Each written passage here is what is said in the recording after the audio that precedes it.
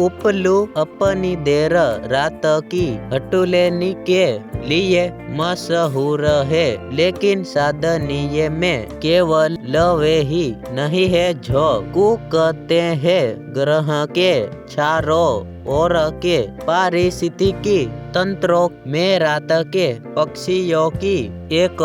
आश्चर्यजनक विविधता है। नाइटिंगेल और मौकी गबडे से लेकर कोकरेक, पोटू और विहिप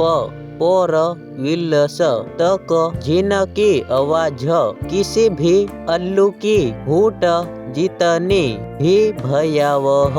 या रोमांचक हो सकती है, उनके अंधेरे के बाद के गीत प्रकृति की शाम से सुबह तक की ध्वनि में मुख्य है। उन्हें शायद ही कभी देखा जाता है, लेकिन अक्सर सुना जाता है, जिससे बड़े और विविध प्रसंदनों की सूची वाले लोग को पहचानना मुश्किल हो सकता है। रात में पक्षियों की बारे में आगे बढ़े ताकि अगली बार जब कोई छिपा हुआ गायक आपको मंत्रमुग्ध करे तो आप उस कलाकार को पहचान